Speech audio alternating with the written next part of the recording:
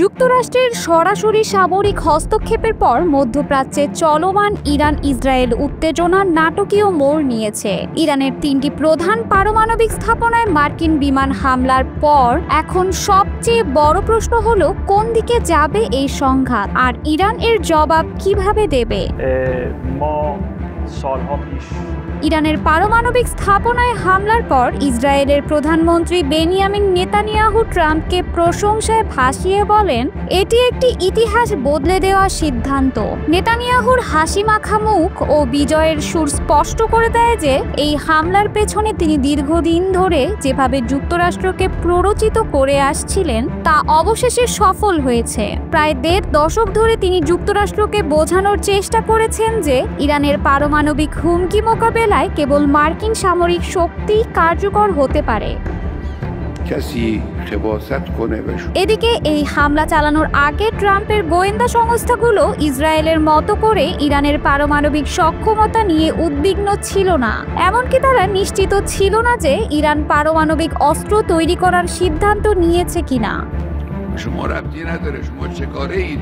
Israel এর আগে বলে আসছিল তারা একাই ইরানের হুমকি মোকাবেলা করতে সক্ষম। তবে বাস্তবতা হলো ফোর্দোর মতো পাহাড়ের গভীরে নির্মিত পারমাণবিক স্থাপনাগুলোর বিরুদ্ধে হামলা চালানোর মতো ভারী বোমা একমাত্র যুক্তরাষ্ট্রেরই আছে।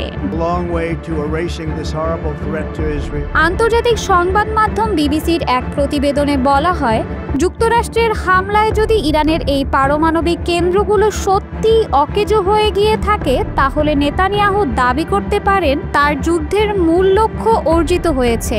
এতে সংঘাতের অবসান ঘটার সম্ভাবনা তৈরি হতে পারে।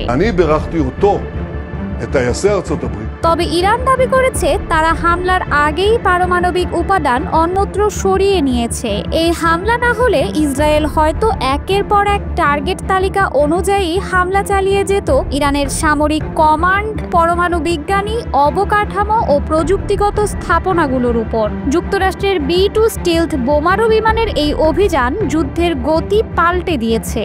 এখন ইরান ও তার মিত্ররা কিভাবে প্রতিক্রিয়া জানায় তার ওপর নির্ধারণ করবে এই সংঘাতের ভবিষ্যৎ।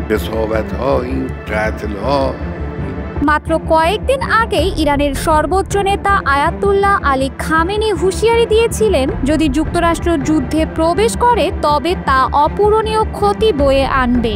বিবিসির প্রতিবেদনে বলা হয়, গত শনিবার ইয়েমেনের হুথি বিদ্রোহীরা হুমকি দিয়েছিল যুক্তরাষ্ট্র যদি যুদ্ধে নামে তবে তারা লোহিত সাগর অতিক্রমকারী মার্কিন জাহাজগুলোতে হামলা চালাবে।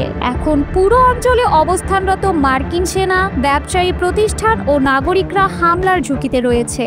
ইরান চাইলে উপসাগরে মার্কিন ঘাঁটিতে হামলা চালাতে পারে, তেল সরবরাহে বিঘ্ন ঘটাতে পারে, যার ফলে বিশ্ববাজারে জ্বালানির দাম বাড়তে পারে। বিবিসির ওই প্রতিবেদনে আরও বলা হয়, যুক্তরাষ্ট্র জানিয়েছে আপাতত তাদের সামরিক অভিযান শেষ এবং তারা ইরানের সরকার পরিবর্তনের চেষ্টা করছে না। মার্কিন হামলার পরপরই প্রেসিডেন্ট ট্রাম্প হুঁশিয়ারি দিয়েছেন, যদি ইরান পাল্টা জবাব দেয় তাহলে যুক্তরাষ্ট্র চূড়ান্ত শক্তি প্রয়োগে পিছপা হবে না। এখন গোটা মধ্যপ্রাচ্যের নিঃশ্বাস আটকে বসে আছে এই প্রশ্নের উত্তরের অপেক্ষায় যে আমরা কি সংঘাতের শেষ অধ্যায়ে প্রবেশ করলাম নাকি শুরু হচ্ছে আরো ভয়ঙ্কর এক অধ্যায়।